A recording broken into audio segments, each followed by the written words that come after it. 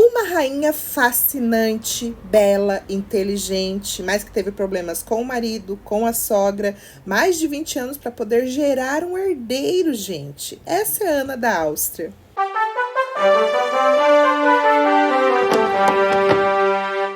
Olá, curiosos! Tudo bem com vocês? Sejam bem-vindos a mais um vídeo. Eu me chamo Grace e no vídeo de hoje nós vamos falar dessa rainha, que é Ana Maria Maurícia de Habsburgo, uma rainha fascinante que inspirou os Três Mosqueteiros. Então, se você ainda não conhecia a história dela, eu vou estar aqui falando de detalhes, as intrigas políticas no qual ela esteve envolvida. Ela realmente, assim, teve uma vida bem agitada. Ela nasceu em 22 de setembro de 1601. E apesar dela ser conhecida como Ana da Áustria, depois se tornar rainha da França, ela nasceu na Espanha, gente. Criada de forma rigorosa na corte espanhola, então ela aprende religião, política, etiqueta e, obviamente, foi preparada desde cedo para um casamento estratégico. Aos 14 anos de idade, então, ela é prometida a Luís XIII da França. E este casamento foi um tratado, uma aliança ali de paz entre França e Espanha, conhecido como Tratado de Fontainebleau. O casamento foi feito por procuração e então em novembro de 1615 ela chega na França. Mas digamos que esse casamento não foi um conto de fadas. Ela teve problemas com o marido, que era frio, distante. Ele também era desconfiado e tinha muita influência de sua mãe Maria de Médici. Então Ana da Áustria começa a ter problemas com a sogra, porque a sogra meio que afastava os dois. E como Ana da Áustria teria um filho, como ela teria um herdeiro para o trono francês,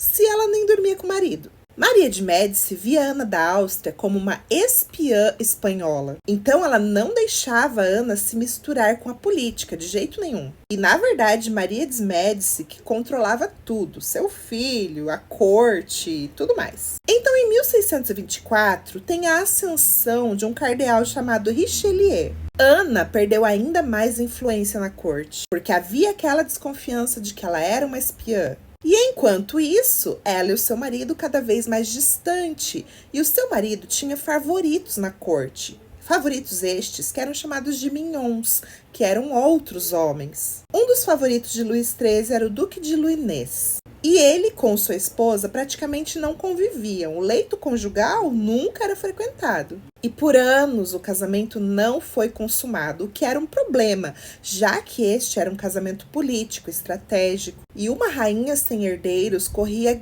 grandes e sérios perigos na corte. Enquanto Maria de Médici, a sogra, vigiava Ana da Áustria. Afinal, na cabeça dela, Ana era uma inimiga política. Em 1637, Ana foi acusada de espionagem. Afinal, algumas cartas meio suspeitas enviadas para Madrid foram interceptadas. Richelieu revistou os aposentos dela, perguntou para as damas de companhia se elas tinham alguma informação, mas nada foi provado. Se não bastasse toda essa confusão na corte, teve mais uma, gente, com o Duque de Buckingham, que anteriormente era o favorito de James I da Inglaterra, o filho de Mary Stuart. Com a morte de James I, o seu filho Carlos I da Inglaterra assume o trono. E agora o Duque de Buckingham também era favorito do novo rei. Porém, ele teve que ir para a França. Tudo isso para negociar um casamento entre Henrietta Ana com Carlos I. Henrietta Ana era irmã de Luís XIII, ou seja, cunhada de Ana da Áustria. E durante uma festa, o Duque de Buckingham teria se declarado por Ana da Áustria, pela rainha da França, gente. E em um momento a sós, ele teria agarrado ela contra a própria vontade. Ela gritou, as damas de companhia chegaram, e esse escândalo meio que foi abafado na corte. Mas é claro, gente, virou um boato. E toda essa confusão que aconteceu com a Ana da Áustria e o Duque de Buckingham inspirou os Três Mosqueteiros de Alexandre Dumas, retratando Ana e o Duque de Buckingham como amantes secretos. Com os mosqueteiros, tentando recuperar os brincos da rainha. E com tudo isso, Luís XIII teria expulsado o Duque de Buckingham da França, impedindo ele que voltasse. Mas então, em 1627, o belo Duque de Buckingham morre. Ele foi assassinado por um soldado descontente, sabe?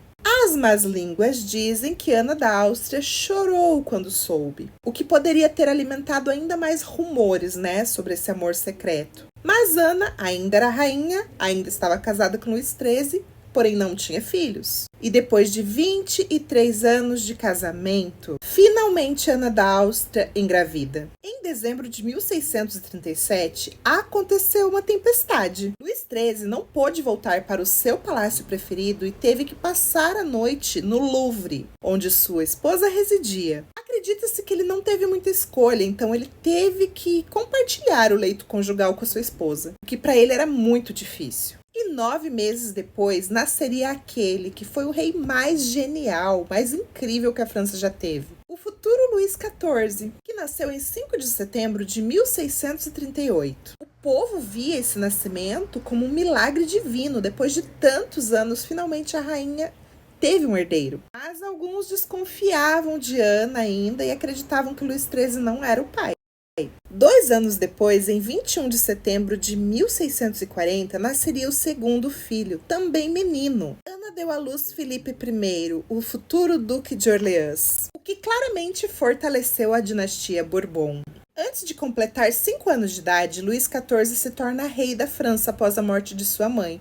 E agora a posição de Ana da Áustria estava cada vez melhor, já que ela assumiu como regente. Afinal, uma criança de 5 anos não poderia reinar, não é mesmo? E ela teve o apoio do cardeal Mazarin. O Duque de Orleans, o irmão mais novo de Luís XIV, foi criado como uma menina, porque o sonho de Ana da Áustria era ter tido um menino, né, porque ela precisava de um herdeiro, e uma menina. E toda essa forma de tratamento desde a infância era também para moldar o caráter dele para que ele fosse submisso ao irmão mais velho. Não houvesse alguma guerra dos tronos ou algo do tipo, sabe? Tanto que ele nunca quis ser rei. Ainda criança, Luís XIV presenciou muitas revoltas, a Fronda, por exemplo. Isso faria com que ele pensasse em domesticar os nobres lá na frente. Já tem vídeo sobre isso aqui no canal. Então, aos 13 anos de idade, ele foi declarado maior de idade, porém Mazarin continuou governando. Em 1661, Mazarin morre, e agora, aos 22 anos, Luís XIV poderia finalmente reinar e assumiu o controle absoluto e começou o absolutismo francês. Foi este rei que construiu Versalhes. E graças a uma tempestade,